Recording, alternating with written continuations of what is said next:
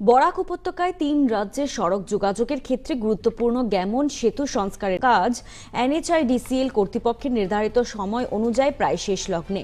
২০ জুলাই সেতু দিয়ে যান চলাচল খুলে দেওয়ার কথা, কিন্তু সংস্কার কাজের অগ্রগতি নিয়ে অফিসিয়াল কোনো স্টেটমেন্ট পাওয়া যায়নি। কাজের গুণগত মান, কাজের তথ্য ফলক, কাজের স্থায়িত্ব এ নিয়ে কোনোই তথ্য প্রকাশ্যে আসছে না। বলা যায় এ নিয়ে মুখ খুলতে রাজি নন নির্মাণ কর্তৃপক্ষ। কিন্তু কেন? সেতুর কাজকর্ম প্রত্যক্ষ করার ক্ষেত্রে বারবারই ভিন্ন ভিন্ন অজুহাত দেখানো হয়, ফলে সন্দেহ বাড়ছে, বই কমছে না।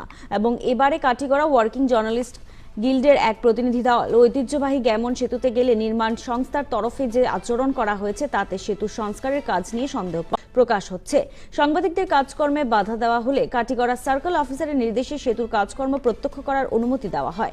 যদিও সেতুর কাজকর্মের সামগ্রিক পরিস্থিতি এবং নির্ধারিত সময়ে কি সেতু দিয়ে যান চলাচল করবে কিনা স্পষ্ট জবাব দেননি জনৈক কর্মী।